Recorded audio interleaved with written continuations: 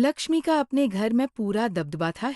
Hitler की तरह वो सारा काम अपने पति और बेटे से करवाती। धीरे धीरे उसके पति की तबीयत खराब रहने लगी।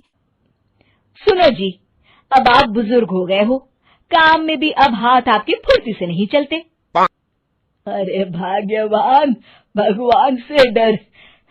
तुझसे मैंने शादी अपने इकलौते बेटे के अच्छे पालन पोषण के लिए की थी, लेकिन तूने तो उसका बेड़ा गर्क कर दिया।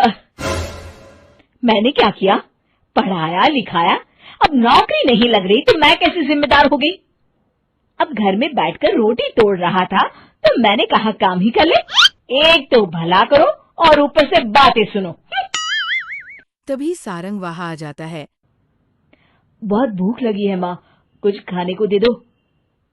अब तुम्हारे पापा का हाथ तो चल नहीं रहा है। मैं ही जा रही हूँ आज किचन में, बनाती हूँ कुछ। हे भगवान, कैसे होगा इतना काम मुझसे? लक्ष्मी किचन में काम कर रही होती है कि तभी उसे अचानक आइडिया आता है।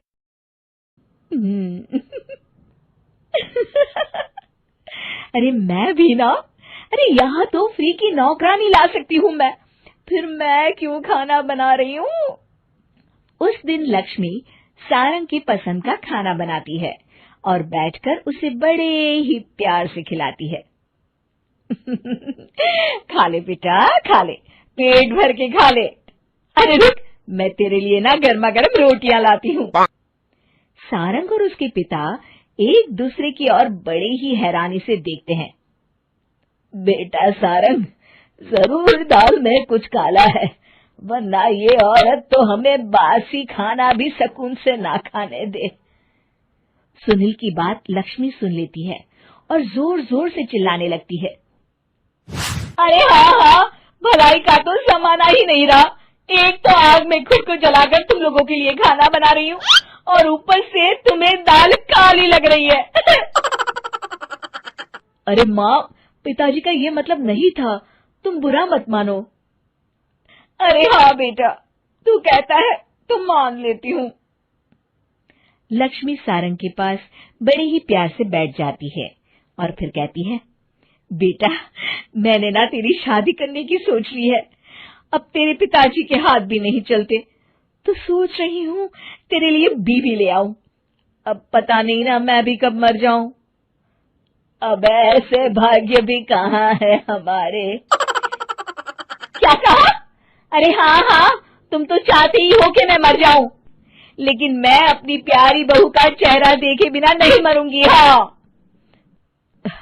माँ, शादी तो मैं कर लूं, लेकिन मैं नौकरी नहीं करता, फिर कोई क्यों देगा मुझे अपनी बेटी?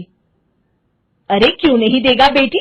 इतना बड़ा घर, खेल खलियान है, किस चीज की कमी है हमारे पास?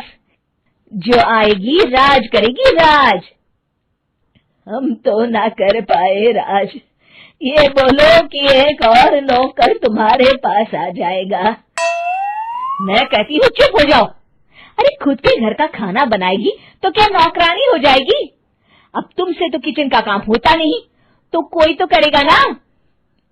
ठीक है माँ, तुम जैसा सही समझो बस। अब मेरी एक शर्त है, लड़की जो भी हो वो दिखने में कैसी भी हो या कहीं की भी हो, बस पढ़ी लिखी होनी चाहिए। अरे हाँ, ला देंगे पढ़ी लिखी बेटा, मैंने कौन सा काम करवाना है उससे। हाँ। और फिर एक दिन पास के गांव की ही रति से सारंग की शादी हो जाती है। रति दिखने में बहुत ही सुंदर थी, साथ ही साथ काफी पढ़ी लिखी थी। रति को लक्ष्मी के सौतेले होने की बात पता नहीं थी। शुरू शुरू में जब रति ने सारंग को घर का काम करते देखा तो हैरान रह गई। अरे ये तो अच्छी बात है कि आप घर का काम करते हैं, लेकिन मैं तो घर में ही हूं ना, आप क्यों कर रहे हैं जी? जाइए, आप नौकरी के लिए अप्लाई कीजिए ना। तभी लक्ष्मी वहां आ जाती है। अरे रति बहू, करने दे उसे काम। और हाँ, मेरे घर के कुछ नियम है, कायदे हैं, यहाँ बीच में ना ही बोलो तो तुम्हारे लिए अच्छा होगा। रति को लक्ष्मी की बात कुछ अजीब सी लगती है। वो समझ नहीं पाती है कि वो ऐसा व्यवहार क्यों कर रही है, लेकिन उसे लक्ष्मी के सौतेले होने के बारे में कुछ पता नहीं चलता है। फिर एक दिन तो हद ही हो जाती है।